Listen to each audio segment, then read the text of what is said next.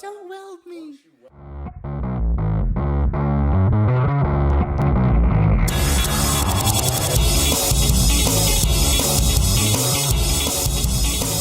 Everything from overlanding in your stock rig to full-on LS-powered 2 buggies on stickies.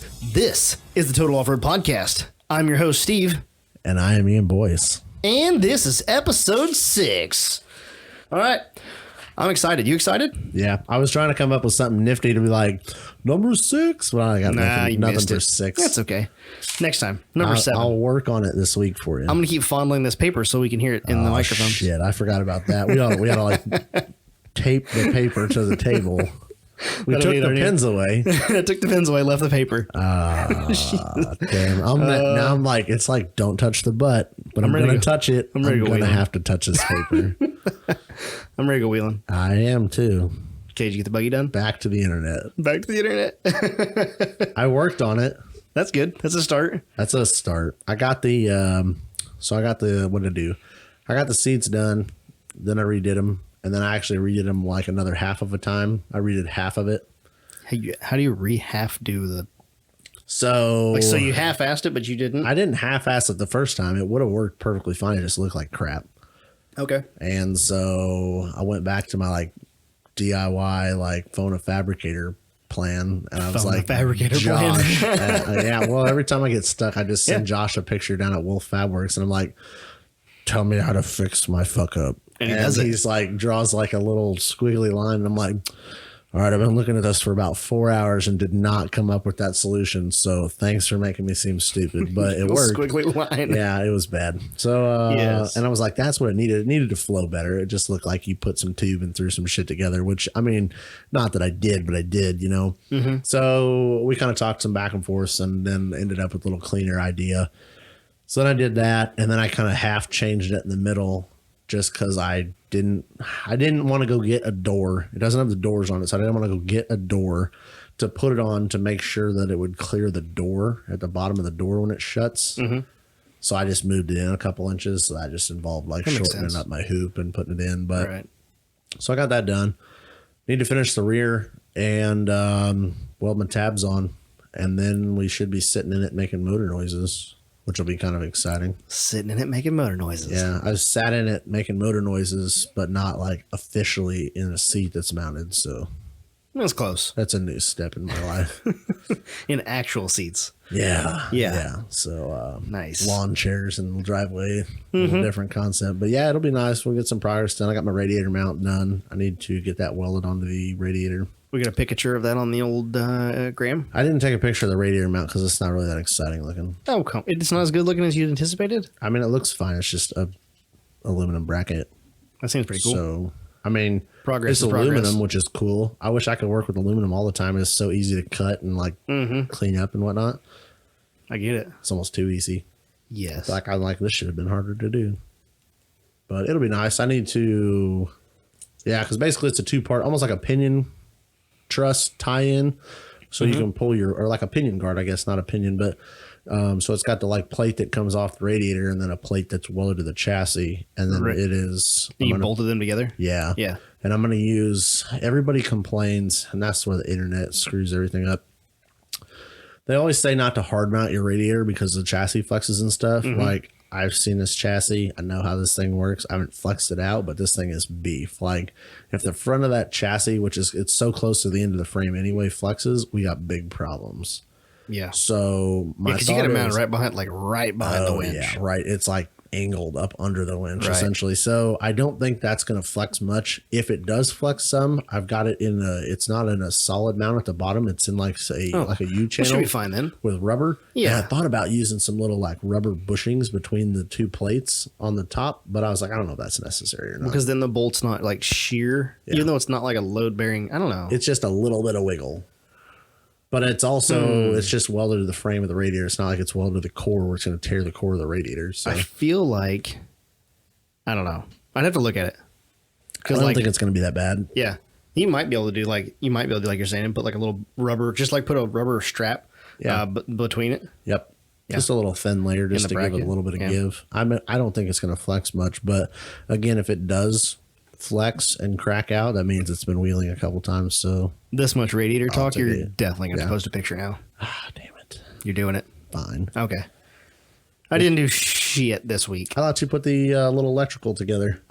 That's the only thing I did this week. That's more than none. So Tuesday. It runs. Tuesday. Lives. Got off work. Yep. This Tuesday, like this past Tuesday, week ago. Yep. When the podcast came out. Yep.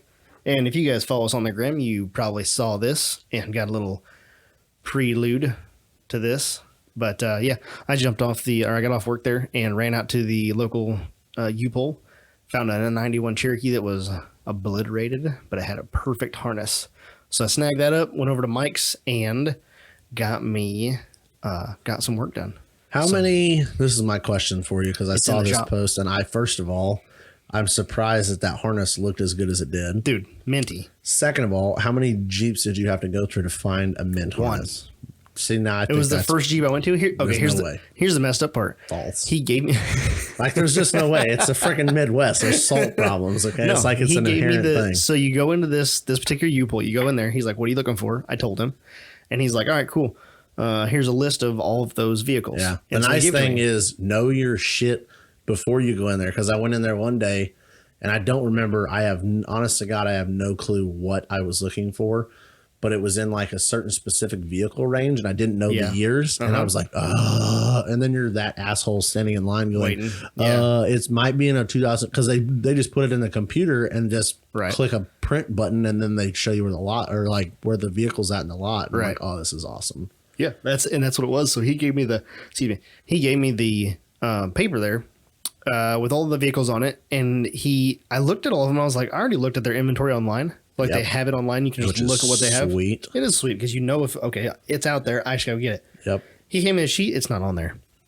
Uh-oh. I'm like, that's kind of weird. But I look back on my phone. It's still in their inventory. I'm like, I'm gonna go look for it. And it said where it's at, but things have kind of changed a little bit. But I kind of had an idea. The picture you posted of the front, they didn't have those big sliding doors last time I was there. Sliding doors. They've got a big old map, like a billboard map. When you walk right out those sliding doors, that has it has every row and every section row in there. Yeah. Now, when you walk down the main aisles, each car has the main aisle written, like the row written on it, like it used to.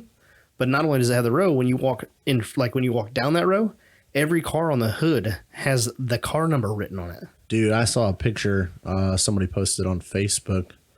They were complaining about people being assholes and ripping door panels off of cars in the junkyard. Right. I'm like, as a guy needing a door panel, like I feel you. Mm-hmm. But in whatever junkyard he was in, and it wasn't anywhere around here, they had a sticker, like a yellow sticker, probably 3-inch tall sticker, with the vehicle number on the sticker. So like every quarter panel, because who the fuck's they're gonna cut out a quarter panel? Like not gonna happen.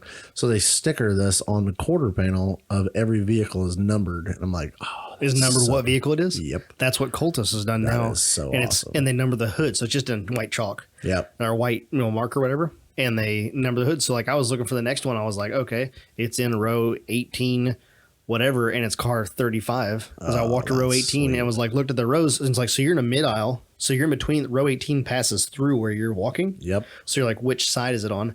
You look at the one car to the south. You're like, oh, that car's 20. That car's whatever, car 5. Yep. And the other car is car 6. So to walk towards that direction, towards 6, and keep walking down. You spend less time walking around like an idiot. It's so amazing. Yeah. And you have an idea like where, and now say you're out there walking around and you get a part off of something. You're like, I gotta go find a different part off a different car. And you go find go find the other car, and your buddies are still back at the other one. You know where you left them. Cause what car you can look at what car you left. And I'm like, okay, I left you at this car, or I can meet you at that car. It's kind of cool. It's one of the nice things I've done too, that I would think that this would be nice for, I don't know, looking for something specific. Yeah. But you want a nice one. So So I'll look at this one on car number 12. Well, here's another one over here. Well, there's another one over here. Right. And car number 12 was better. Well, 14 didn't have one, but 12 had one, but 13, so you could kind of keep track of those numbers. That's badass. Because that yard is, even though they're getting better organization, it's still really scattered. Oh yeah. That one car might be I don't know, 800, 900 yards from the other car. Yeah. Like they're way I'm apart. not built for walking, so I like the less I can walk, the better it is. I like the fact that it keeps changing and evolving, kind of like that. It's not a stagnant thing, which is awesome. I remember the days going there. I remember the days back when I used to go there 15 years ago now. Right about 15 years ago, I started going there, and it was like grass and mud. Yep. There was like crushed brick on the ground. That's what the cars were sitting on. Like it was just, just your U-Bolt. I loved it back then. I'm going to blow your mind with this because it goes right to that. We went and bought it was like a, late 90s Jimmy from a buddy up by, he was like right down the road from O'Hare Airport up in Chicago. And this truck, it was a guy rear-ended somebody, so he bought it for the engine for his truck, for his crawler. So we needed a fender and a hood that were fucked when we bought it. So we're like, dude, there's this huge junkyard right down. Like literally, I think we drove down his street and turned to left into their parking lot kind of thing. We pull in. First of all, they thought they asked us if we were there to junk the Jimmy. And we're like, shit, no, we just bought this thing. This is a project vehicle, man. We are not here to sell this. We're here to buy parts. We just bought this. We're going to buy some parts for this thing. So we parked the truck and trailer and shit. It is a paved yard. I don't remember the name of the junkyard, but it is paved. Yep. And you're like, dude, this is the best thing ever. Dude, I hated it. You hated it? The only plus side was when you pull your wagon with your shit from it's easier. 6 miles out in the woods, right, all the way back up to the counter. It's great. Otherwise, have you ever tried to take, because I was stealing a core support when I was switching from a GMC front end to an S10 front end where the headlights were. Yeah. So that I could cut more out of the fenders. So I was taking the core support out, but have you ever tried to take the core support out of a whatever the hell vehicle in a junkyard on pavement? But the problem is there's so much oil, coolant, everything on the pavement that it was slicker as shit. Really? So you'd walk around constantly like we were like walking on ice. Jesus. Because they'd used vehicle all the time and probably never cleaned the asphalt. I mean, the rain kind of rinses it, but it doesn't get the oil off. Was it asphalt, not concrete? Yeah, it was asphalt. Oh, wow. I mean, it was super nice for like laying under shit. Right. But because you're not getting a rock in your back. Oh, yeah. But you're laying on oil and shit. All the vehicles are more secure because they use the same like wheel jack stand thing. So they're not, you don't feel like you're going to die as much. But that was nice. And like I said, pulling your little sketchy wagon with your shit. Of course, we had like core support, hood, fenders, some other dumb shit. Up there it was so nice. That's the only downside to like the rock. I mean, the other downside is laying in it and like hurt, like, get inch and a half in your back. Sketchy. I just grab a floor mat usually, like go try to find a vehicle that's not here's a tip for you. Raining inside it. Go to Walmart, Meijer, AutoZone, Advanced Auto Part, whatever. Okay. Yoga mat. That'd be a good one. So I throw one of these. Yeah, don't steal your wife's yoga mat because she'll be mad and she will not let you listen to the podcast. I take one of the like cheap foil sunscreens that people put in their windshields. The bubble wrap? And but you get the slick foil ones, not the like felty ones, so you can just rinse them off. They're like $6. You buy it, it folds up real nice, and then it's got a little tie thing. Throw it behind the seat in your crawler, and then when you're working on the trail, which I seem to do a lot. Yeah, I was going to say, this coming from a guy with experience. I'm a professional, yes. So you can lay this thing out in the mud, and then you just wad it up. You either throw it away and go buy another one, or just rinse the damn thing off. Same thing for the junkyard. I like it. Or the old Chevys had the plastic tailgate thing. Works great for laying on. Mike, that's what Mike's creeper is at the shop.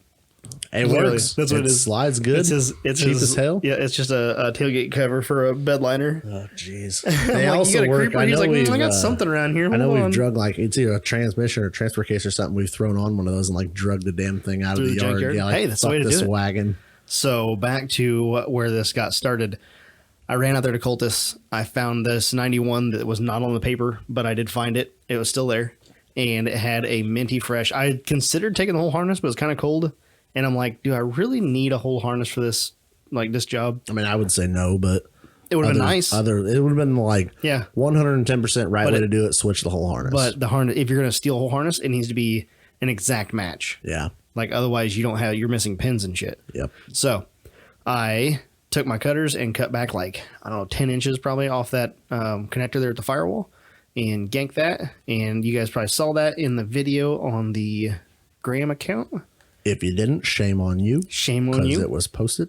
Went to Mike's house that night and tried to coax him into coming outside. He's like, nope, I'm going to watch TV with. He's like watching you from the window like, it looks good from over here. Well, he kept telling me, he's like, let's just drag it in the shop. It's too cold outside. I was like, nope. He's like, dude, just drag it in the shop. I was like, it'd be easier just to fire it up. Yep. And he's like, whatever. And cold motivation, man. That shit works. Yeah, like I just wanted to get, I wanted to make progress on it. So I got there like 8 o'clock at night or like maybe it was 8:30, something like that.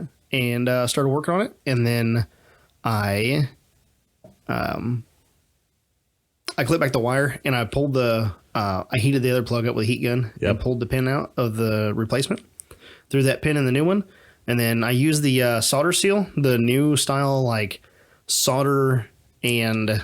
So I like the like butt connector. Yeah, that's the butt connector that's just heat shrink with solder in the middle. I've never used them. I've seen them, but they look like, badass. They look badass, but you're like, is that going to work really? Is it? Yep. And so they're like $15 for 140 of them on Amazon. And I was going to do a guy's trailer. I was like, I'm doing it. Yep. So I did. I ordered them and they worked fantastic. Like legit got done using them and like tug on the wire and it's nice and tight. They don't come apart. The brand that I got, which I can't remember the name of it right now, but the brand that I got actually has the glue inside of the heat shrink. So when you shrink it up, it actually oozes out a little bit. That is nice because, Seals I mean, I think personally, if you're going to use because I'm perfectly fine with using a butt connector, like a heat shrink butt connector. Yeah. Because but you still, it's like, a mechanical connection. But when you crimp it, it always punctures it. It always does. And that's why I think that glue, you've got to use that adhesive style. Right. Not that it does, but it makes me feel better. It does. It seals that hole up a little bit. It does seal it up a little bit. And it seals it all around the barrel of that connector. So, I mean, it does seal it back up, but it's better if you don't have to do that at all. Yep. So, yeah, use those solder seals. And I took the 8-gauge wire. I had some yellow ones in there, and they were like the perfect size. Slipped it all together, threaded the 2 wires together inside that solder seal connector. Heated it up with a torch, got the solder good and melted into the things. Let it cool down and walked over to the key and just fired it right up. Runs like a dream. Dude, fired right up. I let it sit there and idle for a little bit, warm up, went over there, opened the shot. Oh, yeah, that was... I mean, that's rewarding. That's when like it fires sits there and goes, yes, thank you. Yeah, right. Like, thank you. It runs perfect. I'm really excited. Like I'm. It sucks that I didn't get to go 4-wheel on the first, but at the same time, I'm really excited that it wasn't that $300 PCM made of unobtainium. Yep. Or something that you didn't do. Like quite honestly, the easiest part of that whole thing for me to sit back and go like, you didn't fuck anything up. No. Like, it's not like I just had this connector apart and, broke a pin or something. Did that before we left. You did literally. you didn't, I didn't weld this or something like that. Shit happens, man. I mean, that's the bitch of it all is that shit happens and it will cost you some, because you didn't even have to pay. You just had to pay to get in. $2. And then some time. Yep. Yeah, I went to go pay for it. And he was like, did you pay to get in? I was like, yeah. He's like, you're good. Like, sweet. Gave them a shout out. Cultus, if you guys didn't catch it on the podcast, Cultus Recycling it's actually Tilton. Actually, it's not Tilton. It's south of Tilton. I don't remember the name of that town because it's so small. Good luck. I feel like I just had it and lost it. Either way, stop at Grossburger and eat on the way time. Because if you don't, you're unfriended. I called Jess. I was like, I'm gonna go to Grossburger and get something or get dinner. It was like, that you good with that? And she's like, well, I mean, I guess so. So I grabbed Grossburger and took it home. Although I will say the 30-minute ride home didn't do it any favors. The flavors don't mesh together. It wasn't that. No, it wasn't that. It just wasn't as fresh. Like you used to like getting it right out of the bag, like fresh off the grill. Getting it fresh off the fryer, like boiled. Oh man, yep. Nothing makes. I had a side tangent. I had a service call right down the road from there one day, and it whooped my ass. It was the side call whooped your ass? No, the service car did. Oh. If I could talk, the service call on this boom is a boom lift. Oh. And it was right down the road. It was like 10 minutes down the road. And I had to end up going to the parts store to get this filter. Yeah. So I'm like driving by Grossburger like 3 different times. Course original, I'm like, all right, I'm going to get this fixed real fast. I'm going to get right back. I'm going to beat the lunch crowd. That went to fuck. So then that turned in, I'm going to drive right by. Look at all the people eating their nice, good burgers for lunch. And then I'm going to go back to work. Yes. Figured it out, got it fixed, and then was like, I'm going to go drown my sorrows in a triple pizza burger and fries and a chocolate shake. Triple pizza burger. I sat in the corner of that one place and ate a triple pizza. They're like, this is the first time this has ever happened to me when I went in there. They're like, we put a fork in your bag. And I'm like, oh my Lord. It was golly. Put a fork in your bag. I don't think I walked out of there. I probably like waddled with a slight like drag. Oh man. So I didn't eat dinner, but it was great. I think the way you pronounce this town is Hagler. I don't know. But it's just south of Tilton. Like it seems like Tilton, feels like Tilton, but it's not. But look it up. Huh. It's Cultist Recycling. Yep. Good place. It is. Grossburger's Good right people. there right down the street. $2 to get in. But their prices are extra good. Yeah, I've got some killer prices. I'm giving away a secret. We should probably cut this out. You've got your part for now. For now. It's like the last time I was like, let's go to the junkyard. I'm like, I don't need anything that the junkyard can offer right now. Other than a door panel. If anybody has a manual driver's S10 door panel, I need one of those. Seemingly I can't find one. Everybody rips them off and fucks them up. It's kind of depressing. Manual driver's door panel for your S10. Because I swapped from power doors because my to cousin manual. has all of them. I just need one. You want me to ask him if he has one? No, I want to pay like $2 for one. He'll probably sell it to you for like $90. That's what they're going for. That's on the eBay. problem. It's like minty. I'm like, I need not ripped off the door. I just need the one screw to hold it onto the door. I just need one that works. Yeah, I'll see if he's. Of course, it's a driver's. The passenger side I've got. Oh, okay. They had one time, but the other one like. Did it come with power windows? Yeah. Oh, okay, so you're swapping over. I swapped to manual because I've got doors. I made the door pins and stuff lift off. I'd tell you to go check Bryant's, but Jake already went to Bryant's and took all the door panels. I just need one.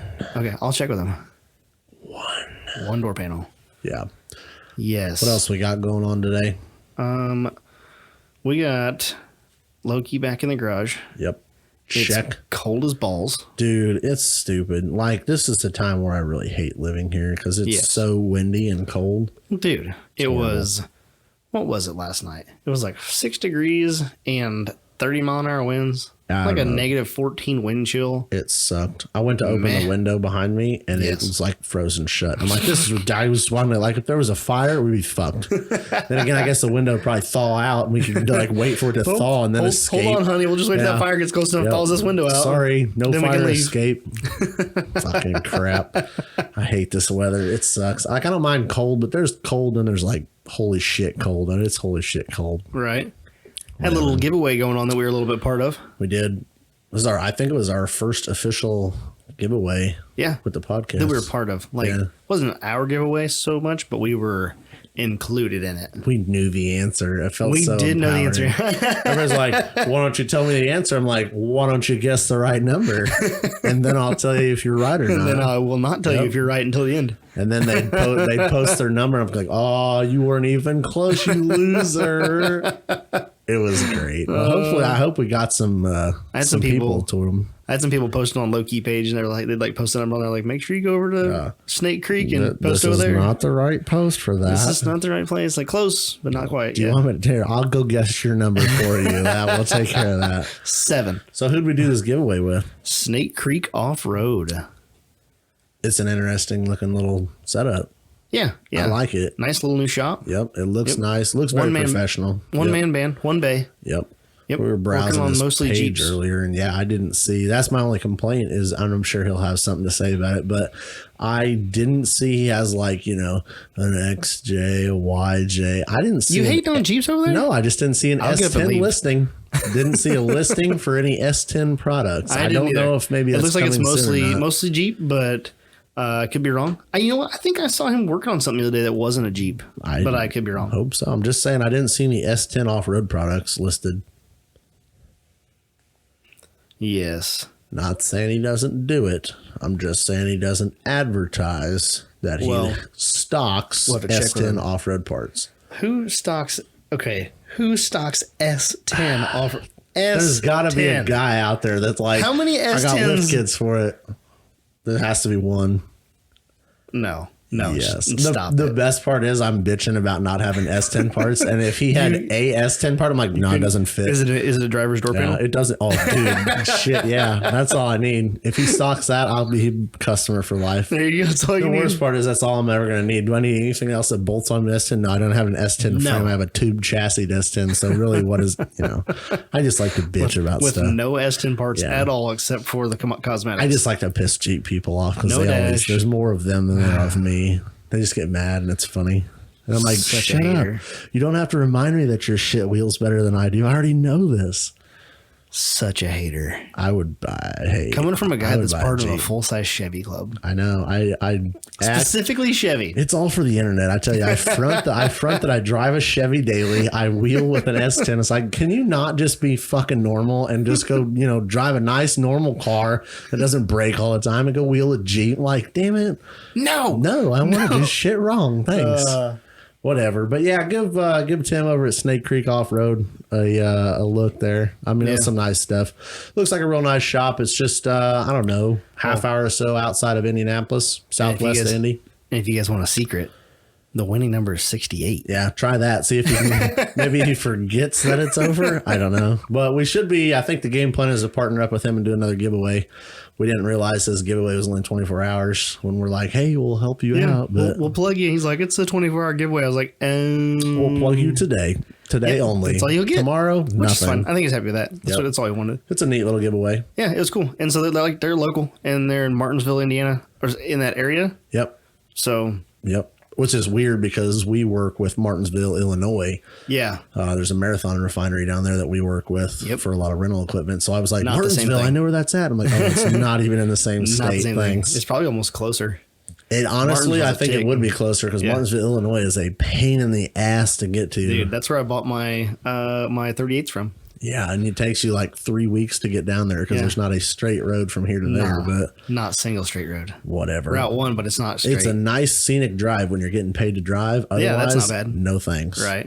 I took the van down there. 2.5, 3 hours down there. Yep. Yeah. Yeah, it's great when you're getting paid. I left at like 3 in the afternoon or something like that. I was like, I'll make it. No. Took the dog with me. It's just a cruising ride. Yep. Cool. But yeah, so like I said, Snake Creek Off-Road. Yep. Check them out.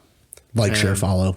Like, share, follow. I don't know why I really enjoy saying that, but it's a thing. I like that you like saying it because I'm bad at it. Like, share, follow. It just sounds so official. Smash that bell. I feel like I can ooh, you have something worth liking, sharing, and following. Like it's so professional. I like it. What else you got going on?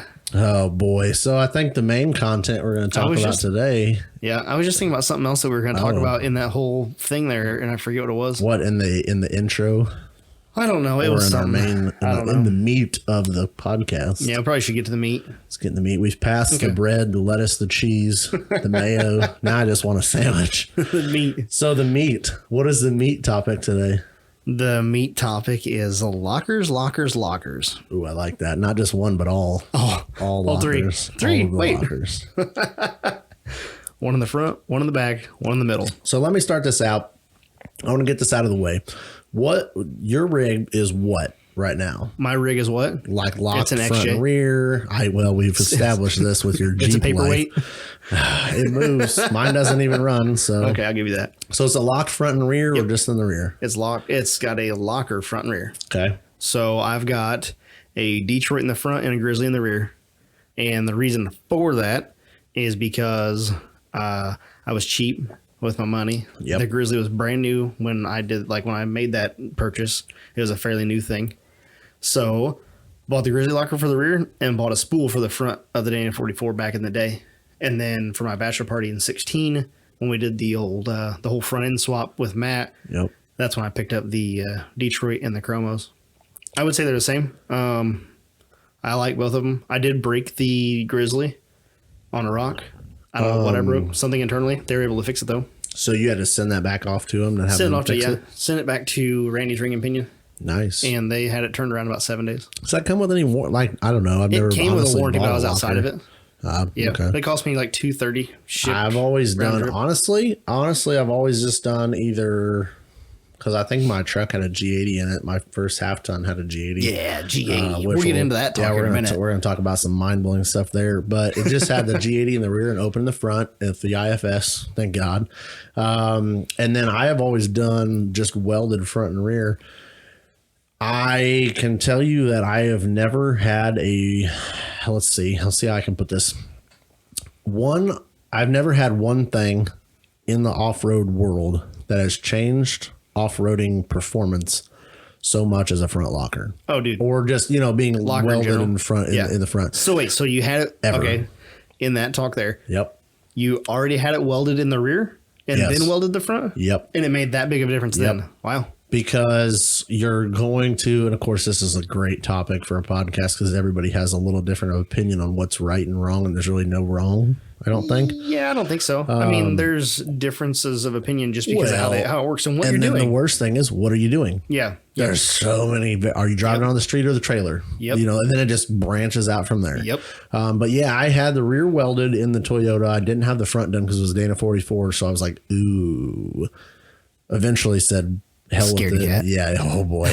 Like the axle, you could like see the axle shaking. It was so scary. But Don't weld me. once you welded it, and of course I just, cheap pulled this shit out and welded it. Right. Instead of buying a spool, put it back together, and the whole like pulling your front end over an obstacle instead of like pushing the front end up the obstacle. Yes. That whole concept of like looking at something and kind of like, it's basically like wheeling backwards. So if you wanted to drive up with a locked rear and hit it, you can like back up over something. You get that with your front end. You can pull up to something, drive up and over it instead of pushing yourself up over it. It changes your whole, obviously it affects your turning and all this other shit, but it changes so much in your crawl over things, your concept there where you didn't need to, I need to bump it up this, you can slow crawl some stuff.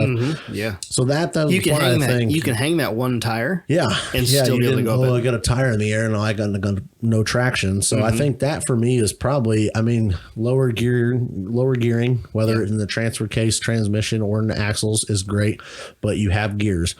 Different stall in the converter, same thing. Right. You're changing a little bit, but the locker's I think the biggest thing for locked you. in the front, and most people always go lock in the rear, but locked in the front was probably one of my biggest, like, holy shit, this is a whole different level of a ball game. So I was doing a little bit of research for this topic because I don't like to spew out misinformation. Oh, I love it. And then people get all mad and shit. Then you spew it. I'm not I'll listening to spew it. it and you fact check it. I don't like it. I like to have as much facts as I can have. I'm not going to say that I'm imperfect, that I'm perfect, that I can do it. But like, there's going to be times that I mess up and stumble on something and spit some random ass fact that's not a thing.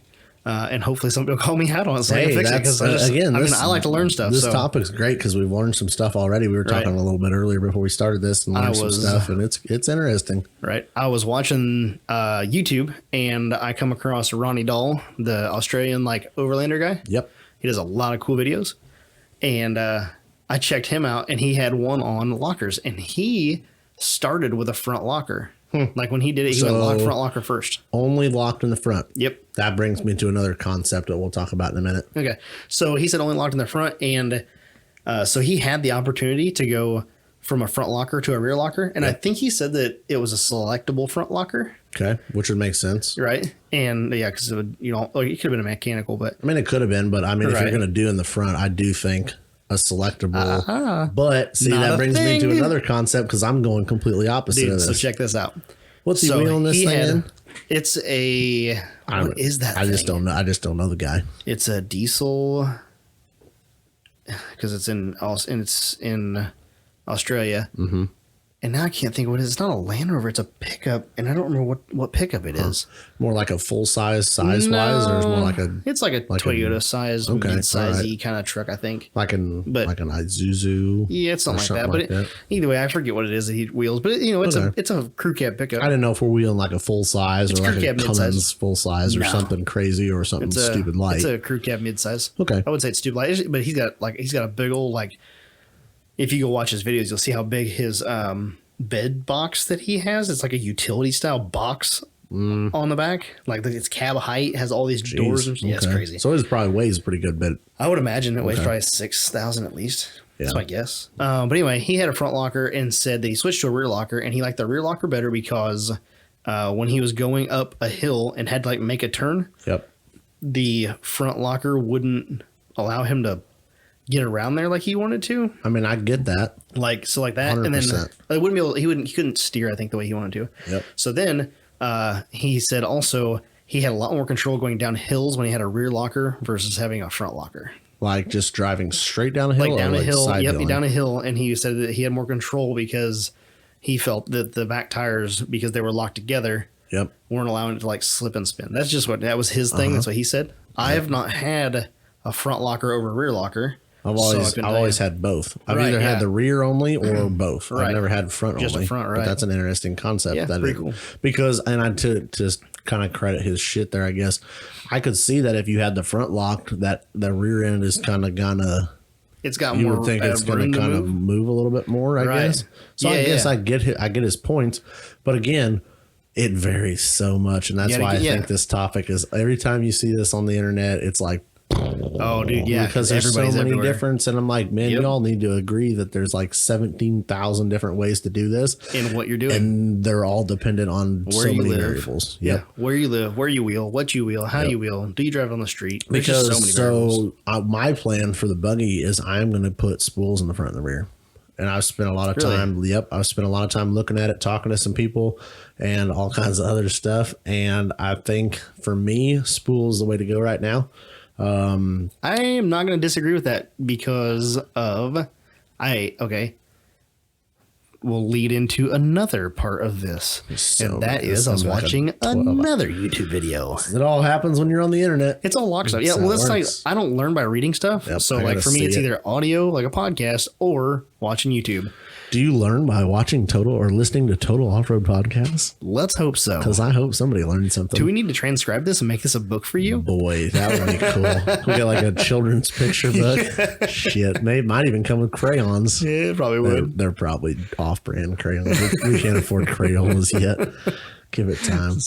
But yeah, I'm going spool front and rear. Amazon Basics crayons. The cheapos. So you're going spools front and rear, and that's cool. Yeah. So I was watching another YouTube video, and it was John Curry. Yep. And he said that when they stopped competing in his personal rig that he four wheels, they were trying like several different combinations of locker versus like selectable versus mechanical versus spool, and trying to come up with the best option. Yep. And he came up with, and he had a video, at least a video of him doing it. He came up with mechanical in the front. So it locks as soon as you put power to it. Yep. And it's selectable in the rear. And I was like, that's exactly opposite of what you think it would be. And this is in a four-door JK, a JKU. And what kind of wheeling is he doing? Like racing or no? Just he's like on a set of 40s out, just trail. So just like trails. Trail normal wheeling. Okay. Yeah. I mean, it's John Curry. Well, I didn't know if they're doing like some like crazy like rock crawling. I mean, not with a four-door JK. No competition. No, this is just his rig that he goes. It's the red JK that says Curry on the side of it. And I think it's got a set of Curry 60s under it. Yep. Well, and so he goes mechanical locker in the front, and selectable in the rear. And an e-locker, and he likes he's a big fan of Eaton, so he's got a Detroit in the front and an e-locker in the rear. Okay. And he showed one video of the rear selectable locked up and making the corner. And it was like showing it, and he's like, it pushed out around the corner, and it made the current corner, whatever. Yep. He's like, this is with the selectable engaged. And he's like, now I'm gonna show you again with the selectable unengaged in the rear. Shows it again, dude. Hugs that corner. He comes around the corner, makes the same turn, and just hugs it, and that back tire just like perfectly tights around that corner. I'm like, well, ain't that something? Here's what you need to know. Yep. If you're gonna run a mechanical or a spool, and this is speaking from experience, if you're gonna run a mechanical or a spool up front, any locker that's going to be engaged while you're trying to turn, I would highly recommend either hydraulic assist or full hydro. Yep. And that's where you're going to get away with running a spool. Oh, yeah. Well, I mean, and that comes back to, like, I feel like that's almost like the Cliff Notes, but that goes right back to us. Like, what are you doing? Yep. How are you doing it? I'm running full hydro. Yeah. Like, full hydro, you should be locked in the front. And hydro assist, meh. Do you have the option to front dig? Yeah. And that's what I'm saying. So you can pull that front transfer case out, and you can unlock that. I'm going to run slugs in the front and spool front and rear because I don't want shit to break. I don't drive it on the street. When's this getting a supercharger? Oh, shit. Twins. So here's my original game plan was to have the buggy done and doing the engine swap mod stuff right now. Oh, wow. That has all gone way to shit. So I don't. You should have floored it sometime. Yeah. Hell, it needs a lot more than just a floor. So I think Mike I welded his front end because he snapped something inside of that diff, and he didn't want to pull the axle apart or whatever. He had it pulled apart. Didn't want to fix the carrier. I don't remember what actually broke. Right. Welded the shit up in the front. He went off-roading and literally went wheeling for 3 minutes, parked the truck. Yeah. Because he couldn't turn. He was manual that was steering. It was bad. A triple Washita. So that comes back to that. Right. It all comes back to who you're doing what with, basically. So I had a spool in Loki back when I first built it. In the rear or the front? Front. And the rear had the Grizzly. Yep. And my steering geometry was a hot mess. Like looking back at it, but I didn't know. You know, I had no idea back then what it needed to be or how it needed to be to make your life a lot easier. And I didn't have high steer, you know, or anything like that, or crossover. Mm-hmm. So we were out wheeling at Redbird, and I was so pissed off trying to slalom through these trees, because there's one of the trails we were on was just slaloming through trees. Like you'd miss one, then turn and miss the other one. I'm constantly backing up, turning the wheel, then get straight, then hammer it, try to get it to drag drag the front end around. You're like, dude, I should literally be able to steer through this, but I can't. Yeah, and if I would have unlocked down there, it was so wet. Yeah, you just be sliding all over the place. You wouldn't have gone nowhere. Yeah. Well, that's why. And so, you know, again, coming back to everything that works for a different person. Personally, I think, and it never works this way because it's always more expensive, but I would say if you had to pick a one size fits all locker front and rear, open front and rear combo, personally, I think best of all worlds, if you're going to spend money, put a selectable in the front and the rear. Yeah. But what's weird is everybody wants to go like straight to a spool in the rear. And I'm like, man, really?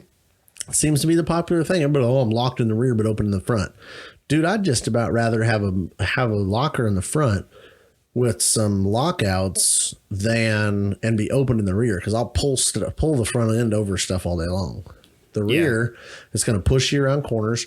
It's going to push. I mean, it's going to work, but it's going to push you up stuff. But you can get to an undercut. You can't get up over it. You're just going to have to keep ramming that shit until it pops up over the top. Right. So that's why I really think if you're going to want a best of all worlds, I think you need to put a locker in the front with lockouts and a selectable in the rear. I like it. I think I would, if I do it again, I will either consider the E-locker or an ARB. So now how do you feel E-locker versus air? You know, I don't know. I've never ran either one, to be honest. So plug another company that is pretty cool. Ding, sponsor. Yeah, I wish. Oh, dude. Sponsor, not sponsor. Sponsor, not sponsor. So, and the only reason I'm going to plug him is because I was watching his video and I need to give him credit for it. And I think his videos are so packed full of information, it's ridiculous. And that is Ben from Filthy Motorsports. Oh, you watch any of his videos on YouTube? Dude. Yep.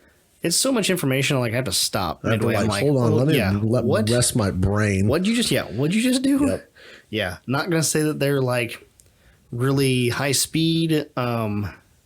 I don't know if I call them entertaining, but the information is there. Info overload, which is not bad because you can never have enough info. Yep. Really. Oh, dude. And that's the thing, is you want good info. Yeah. And so I was watching that, and he went through every locker. He had each one of them sitting there and went through every one of them. Which is great, because we were talking about visual stuff. Like, if you want to talk to me about a locker, I want to see how it works. So I don't want to, I can visual it good enough.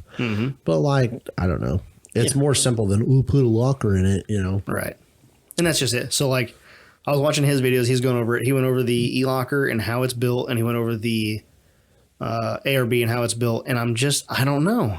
I think both of them, both of them are quality product. I just don't know which I'll go with. Without running one or the other, I have to go with an E-locker because this is just a giant pissing match on the internet every time this conversation is brought up, because I can replace a wire. I can, or you can just carry a damn piece of air hose and replace the air hose. So it's 6 of one, half dozen the other. You're going to carry a piece of wire. You're going to carry a piece of air hose. Well, I can find some. What are you going to cut wire out of your truck to rewire your locker? No. Well, you keep wire in your truck. So, like, who rolls around with a friggin' spare wire roll in their truck?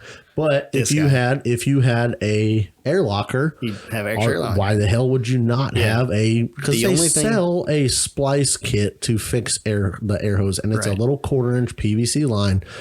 I have worked with this air hose before on planters, on other kinds of equipment, and quite honestly, like, you can fucking hang off of this stuff before it breaks. So, like, can it break? Yeah. Is it hard? It's harder than, it's not rubber hose. It's dangling under the truck. I mean, no, that's not. Did you see Max's debacle where he had it like rubbed a hole in it? In the air hose? In the copper line inside the case. What? I did see the picture, but I don't know how it happened. I need to look into that some more. But Wouldn't that be, and I don't know, like I said, I saw the post, but I didn't really look into it, but wouldn't one think that would be just user error when you push that copper thing and it like rubs against the diff or something? Or the diff? I don't know. I don't know what it rubbed against. Because I don't know what else it would touch. I don't know. Yeah, I have seen those copper tubes get eaten up by the diff before. Yeah. Like I've seen a couple pictures over the years of that. But like shit happens, man. Yeah. Like I don't know how you can blame the locker for stuff like that. Like maybe I installed it wrong, but I don't know. But an e-locker has problems too. Like so that's why I've never ran either one, but I would probably go with an e-locker just because you don't need an air compressor. I need to look into it some more because but I don't know. I need to figure out how I wasn't paying close enough attention when you're talking about the ARB and how it like what the locking mechanism is. But I feel like the e-locker had that same as that G80 I was talking about, how it has the cams. Yep. I feel like the e-locker had that and it has the clutches in it. And when I want a locker, I don't want clutches. Yeah. I don't want to engage a Positrack. I want to engage a lock. Yeah. Like mechanical spool. Yep. Yeah. And maybe I missed is, that, but I watched a lot of locker videos. I saw all of those. The only other thing with the ARB, and I say I would go with an e-locker. I can't. They don't make an e-locker for a 14 full float. Really? Yep. That's odd. Pretty sure they don't. Wow. Really? And they make one for the semi, but not for the full. And here's where here's where I'm getting fact checked. But I'm pretty sure last time I looked, because my only option was to drop like $1,200 a piece on some ARBs, and next thing you know, you got $2,500 in the damn lockers, or you could put $500 in 2 spools and call it a day. Especially for a trail princess, like it just. I don't see a need. Makes sense. Now, I do think a selectable would be a nice upgrade down the line, because I do think it's going to help you wheel better in certain situations. Right. But is that worth $2,500? Nah, not the initial start. Yeah. I mean, and a lot of the buggy guys are running spool front, spool front and rear. Yeah, and just spool front. Dude, if you could double spool your front, you're a badass. Because that means you're doing something way crazier than the rest of us. But yeah, they're running spool front and rear. I can drop the front end out. Yeah, it still spins the drive line. Yeah, it still spins the axle. I mean, you're still gonna scrub when you turn, but it's a full hydro buggy. I don't care. Right. Am I wrong? Are you fact checking me wrong? Oh, I don't think you are wrong. I'm pretty sure I'm right. I think you're right. Lockers is rumored to be coming out with one of their lockers for the full float, but their R&D process is slow as shit. Get out of here. They don't make they don't make an e-locker for a 10.5 14 bolt. The most popular rear end. I'll say it. I'll go on record and say that it is the most popular rear end in off-road. I will say you're correct as well. They make one for the 9.5. They make one for a 9 1/4 front. IFS. What uses that? 82 to 09 GM 14 bolt IFS 9 1/4. Whatever that means. Is that a 14 bolt front IFS differential? Says it came in the C30s and the K3500s and C3500s. They don't mean 14 bolt. It was pickup, suburban, rally, and sport van. It's like is that the Dana 44 large bearing? There's like a large bearing and a small bearing Dana 44. No, this is for IFS. This is an independent front suspension. So it's a center pumpkin. It's a 14 bolt. That's bullshit. That's not a thing. It says it's a thing. You're drunk. Somebody call Filthy and figure this out. Your water is not so much water. I need to know this. Is there 14 bolt IFS 9 1/4 ring gear? We should get a prize for how rando is that? 9 1/4? I don't. We need more. We need a better fact checker or something. That's just odd. But anyway, yeah, I'm pretty sure they don't make one for the full float. I'm on Filthy's page. They don't have one listed on there. So Ox, like I said, I've seen Ox Locker post mind blown like R&D shit about the full float, and there's still nothing. And I'm like, dude, if I'm sitting there as Eaton, how in the hell are you trying to be one of the leading locker companies in the world and not have a locker for the most popular rear end in the world? Well, you don't have an e-locker. I know. So you put Detroit in it. But see, that's where I think the price point is. Yeah. I think that tells you right there that the only one in the market that's selectable for the 14 full float rear is ARB. Why? Because it's not that popular, because everybody locks their rear end the cheapest way possible. They're like 14 bolt? I'm like, just dude, spool it. You need to go the other way. You need a selectable in the rear and a locker in the front, and your life After would be watching great. John turn that corner like that, I was like, dude, mind blown. Yep. I love it. But that's the market shows that locking the rear is more popular with a locker. Right. Or with a spool or a actual mechanical locker. Right. Because Eaton would sell you one if they didn't. It's not that they can't. It's just that they don't want to. That's my opinion. I would think they have the resources to build one. Yeah. They do it for everything else. So why can't they do it for a 14 full float? It's easier. It's bigger. I'm no R&D guy, but gotta be a reason. There's a market reason there. I don't think they're. So that's the thing. You either spool it or you put an ARB at like $1,200-$1,300 a pop. I don't know.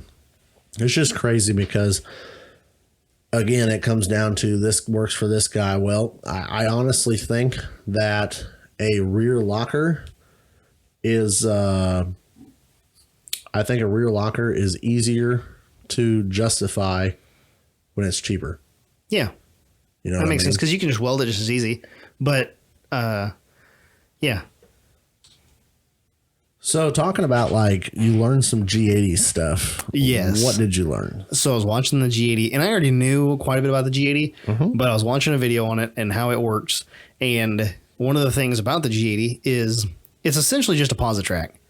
It's a Positrack that is mechanical in operation. So when it's not engaged, it's just an open differential. And then once the axle differentiation. So when one axle shaft is spinning at 100 RPM faster than the other shaft, then it engages the locker portion of it or the Positrack portion of it. So it's got a little mechanism inside of it that spins fast enough and it's just a centrifugal, it just opens up. And when it opens up, it catches this other thing and that locks the carrier together. Then it's got these two cam plates and the cam plates are right up on top of each other. And when they do that, they crush the clutches together. And that is what caused it to be a Positrack. So that's why you get the sudden the bang, the when bang it shit, engages, because it literally is once it hits a number, it's like open the floodgates and holy shit, watch out, we're going up the hill, boys. It's like Positrack, and you're and that one wheel's already spinning. Yeah, well, at 100 RPM difference. I mean, I don't know math good enough to tell you what wheel speed difference would be at ballpark 100 RPM. 100 difference. Revolutions. But I bet it's moving. Yeah, and I know that's how always G80s. You're like, oh shit! It spin, bang, and it's like, yep, 300. What is that? I don't know. Oh, it would be the tire diameter times 3.14 times 100. Yep, it's moving. Yep. And that's why you always get that bang, which is like the notorious, ooh, G80. And yeah, but it's still a locker. It's not a locker, but it's a Positrack. It's a clutch. Yeah. It's a clutch pack Positrack. Yep. The worst part with it, I think, with that is it's just hard on components. I feel like it's hard on components, but it's to get you out of a situation. It's not for you to go out and I'm going to go to the drag strip. You know what I mean? It's not made for that. That's why OEMs use it.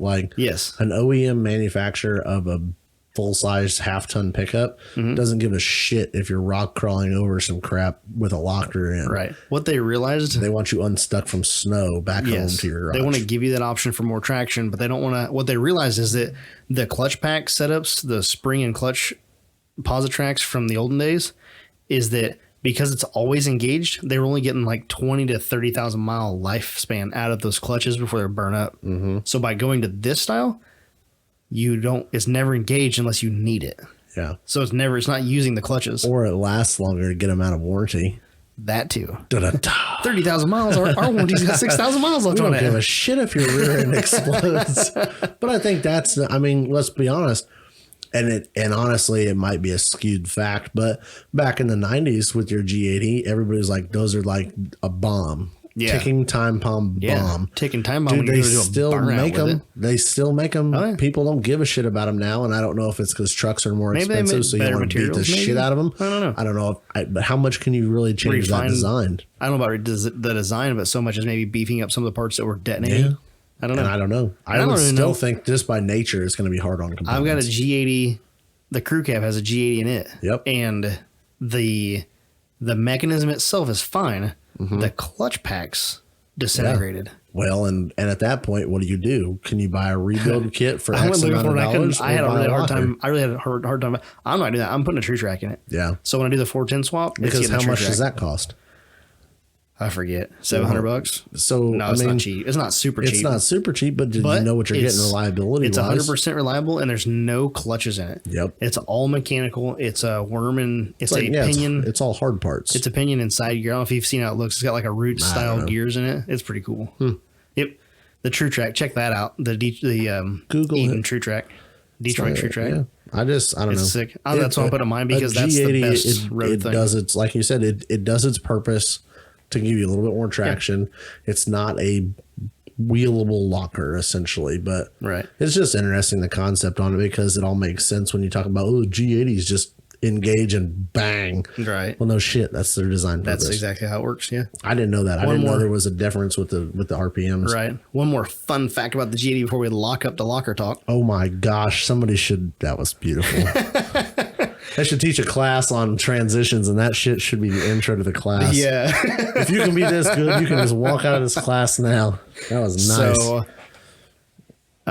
the last fun fact about the G80 is that at approximately 20 mile per hour, the mechanism that allows the centrifugal mechanism to lock into it, that mechanism actually kind of moves out of the way. It's also centrifugal on a spring, and so it like moves itself out of the way. So after 20 miles an hour, once the carrier is doing approximately the 20 mile an hour RPM or whatever that is, it won't lock that locker anymore. So basically, while you're driving down the road, lose traction, gain traction, it doesn't go bang at 60 miles an hour freeway speed or whatever. Or you're on snow or something like that, going around a corner at 20 something mile an hour, and all of a sudden it bangs in a locker and you're wholly sideways. So they designed it so it wouldn't tear it up. Huh? Yep.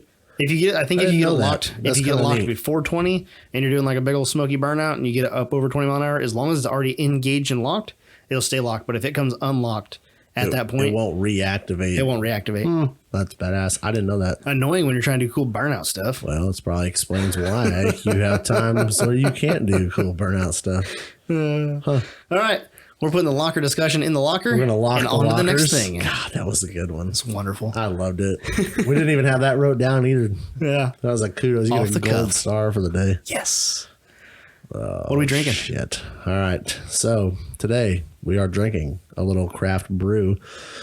It's out of 21st Amendment Brewery, and they're out of Utica. Was it Utica? I can't even read my own damn writing. I think it's Utica. You told me it was Utica. Utica sounds familiar. Utica, New York, which honestly I did not know these guys were out of New York.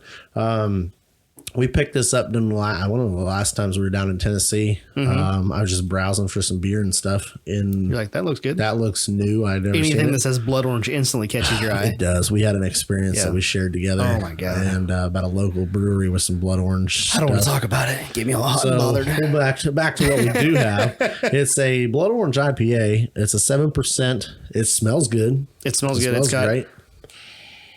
Yeah. That blood orange. Oh, you're just gonna get right in there. Not even gonna smell it. Oh no, I'll smell it. I don't even later. smell any IPA on it. I like All it. I smell is the blood orange. Yep. Yeah. Is it good? Yep. Yeah, I would drink that. They make a couple because I think this is one of like 3 or 4 different beers they had at this particular gas station. It's got a lot of orange to it. Yep. The worst part with down there is you can't go to a liquor store and buy beer. What? So what's Tennessee, the point of a liquor store if you can't buy beer? What'd you just call it? A beer store. A liquor store. You have to go to a liquor store and buy your liquor, and then you got to go somewhere else and buy beer. What? So you can't buy beer at a liquor store down there. That's odd. So I had to go to 2 different stores. So we're getting some Yingling. Mm-hmm. We'll have to do a review on that one time too. Oh, we can. I was going to grab one, but you're like, this is better. I'm like, okay. This is better. I'll agree. Well, it's equally good. I would drink them both. But we're getting that, so we had to go to the gas station. But they also we were at a, I don't know what exactly it was, but it was an NHRA event down there at Bristol. Mm-hmm. We went to that, and Old Smoky Moonshine had I think it was a blackberry moonshine. Mm-hmm. They were mixing with something, and the wife really liked that. And I mean, quite honestly, it was quite tasty. Right. So we went and found a liquor store with this blood orange moonshine. The blood orange. Ooh, that sounds good. It does. I drink the shit out of that. With this blackberry moonshine. So we had to go find that. And I'm like, where's the beer? I'm like, you can't buy beer here. You got to go somewhere else. I'm like, well, that's bullshit. That's crazy. It's a cool thing because it's I mean, the liquor store, think of it, you go to a Walmart. It's a little bit of everything. Or you go to a Bass Pro Shops where it's literally off-road, or not off-road, yes, outdoor products. Off-road products only. Off-road Bass Pro. Sign me up. They usually have a little Jeep or something on there, something like that. I don't know. Boats are cool something to get you to the lake. But imagine going to a store like that where you get everything of one concentration. Well, that's how this liquor store was. The variety was like fucking insane. But you just couldn't buy beer. So no big deal. You go to the gas station, you buy beer. They just wouldn't sell you liquor at the gas station. So like you say, insane. More so than like the small bennies that we have. Yeah. More so than Friar Tuck. Yeah. That's pretty insane. Friar Tuck's like let me see if I can relate wine. this. Yeah, they got their wine selection is very good there, but I don't think their liquor section is that bad. It's just so spread out, you don't get the full. It's just a long row. Yeah. Yeah. This place was probably, I don't know. 40 by 60, 60 by 80. 1,000 square foot store. And I mean, it was like packed as shit with all kinds of liquor. They probably had, just for an example, like you go to a store and you find like Old Smoky, like commercialized moonshine brand. They probably had like 25 different flavors of Old Smoky moonshine on a shelf. So we're thinking 1,000 square feet. Like it was packed. How big do you think 1,000 square feet is? I don't know. About the size of my house. Yeah. Yeah. It was packed full of liquor. Okay. So it's not like it's a big building. It's just packed. Yeah. Okay. It was a little time because I pull up and I'm like, what the fuck is this place? Like this is. So it's like a Piccadilly. Yeah. It's just nothing but it's like a Piccadilly with no beer. But no beer. Huh. All liquor. So I mean, any kind of. They had so much oddball shit that you never heard of. You're like, I want to buy everything. That's because it's in Tennessee. Yeah, it was good shit. Yeah, all the local goodness. And then we ended up with a car full of beer. That sounds like. And this was one of them. I think they had a couple other beers that we've had from them, and they were very good. So nice. I don't know if I can get it anywhere around here, but that's why I didn't know it was out in New York. No, you can get it around here. And that's what I had never seen it. Yeah. Leave it to my ass to go 8 hours south on vacation and come back with a beer I can buy 10 minutes down the road. I'm pretty sure you can get it here. I've just never seen it. I'm about 100% sure. It's good. Yeah, recommend it. Definitely check it out. Yeah, it tastes good. It's got a good aftertaste. Yep. Yeah, I can drink it. It's money. So what's coming up? What's on the to-do list for you? Low-key deadline. Going to do a shakedown run at the Badlands. We're planning for February 8th. Add it to your calendar, folks. I know you guys want to go wheeling with Loki. Yep. So February 8th, if you want to join me, shoot me a DM and I will keep you posted. You can also, I'll try to keep you guys as posted as I can on that so that you know what's going on ahead of time. But that's what I'm planning for. Will it make it? Well, if I don't do anything to it at all now, it'll go. Dun, dun, dun. I just want to wrap up a few loose ends that we didn't have quite wrapped up for the first. Yeah. So it should be fine. Like it was ready to go four-wheeling when it came off the trailer, except for the wire. To be fair, it didn't need a wire a day before the last deadline either. Oh, God. That's the worst part. That is the worst. It needed a wire. You just didn't know it needed a wire. You didn't know what it needed. It drove onto the trailer. Yep. Did not drive back onto the trailer. Oh, well. Shit's fixed. Yeah. Fuck it all. Makes for a great podcast episode. Did make for a good story. Yep. Yeah. So that's what's going on. That's what's coming up for me. We've got a few things coming up with the podcast. You'll find those out when we get to them. I don't want to be jelly. Divulge. I'm a little jelly, and I know the deets. You're jelly, and you know the deets. I'm impressed. I think we have some cool stuff coming up. We do have some. When you told me about the newest thing, I was like, "That's bad." It's we got some new partners. Yep. Some new events and stuff coming up. So it's going to be cool. It's all for you guys. We're going to hopefully get some stuff going in the works so that we can make some cool events and stuff like that. So.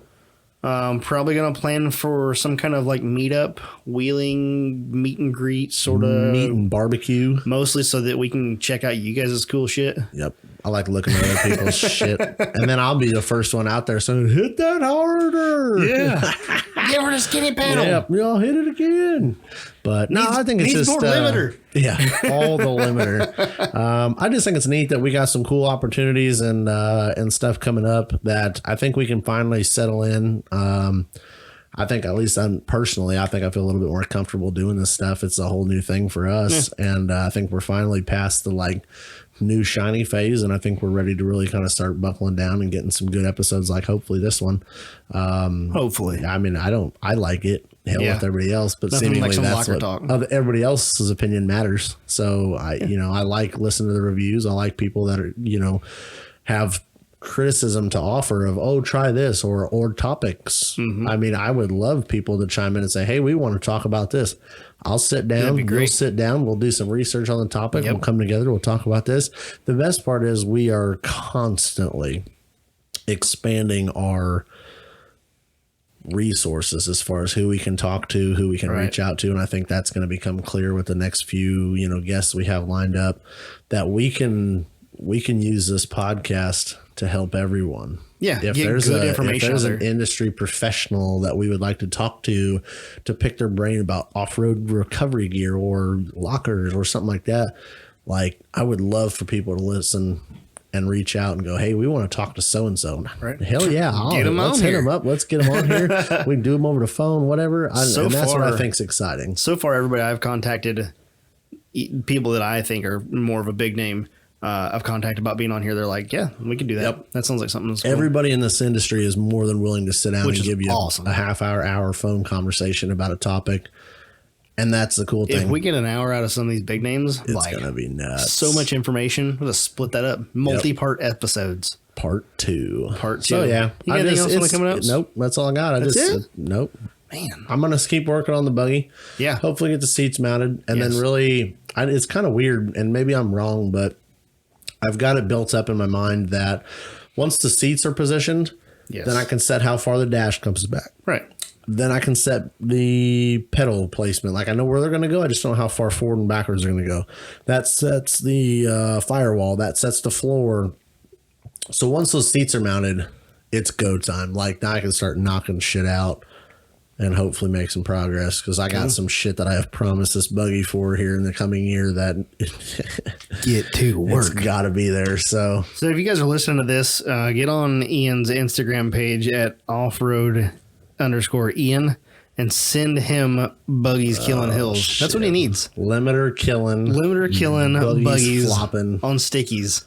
On stickies. Doesn't have to be on stickies. I'm pretty on stickies.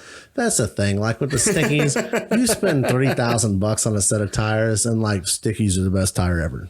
The day you hear me say stickies suck, it's never going to happen. Yeah. You don't buy some expensive ass tires and say they suck. If you do, you're an awesome person because you're honest. Like most people are like, stickies are bust, bro. Yeah, that person's dropped $3,000 on stickies and will not go back to stickies. Not stepping down from that. I don't care if they suck. They're going to be the best tire I've ever wheeled on. Fact. Oh, that's great. Yeah, that's what you get. I like it. Whatever. So, you guys can find us. Okay, so one of the things. Oh, you're gonna let us leave without saying it? Shit. We worked all week on this. Okay. Somebody smarter than us should chime in and tell us if we did this wrong or not.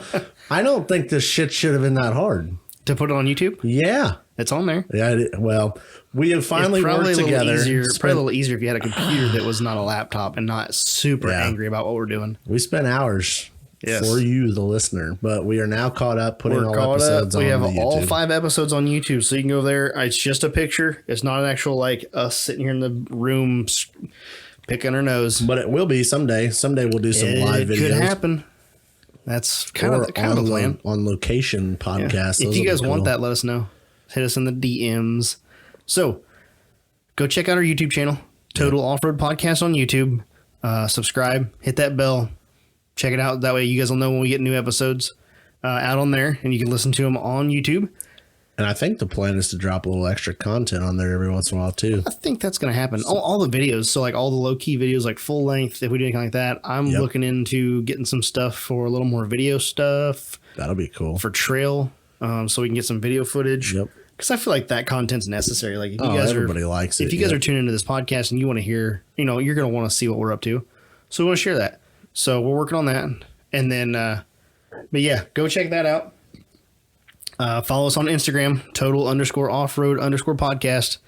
You can follow me at low_KEE_XJ. And you can follow Ian at offroad_Ian. That's all we got for you today. We're going to lock this up. So we'll catch you on the trail.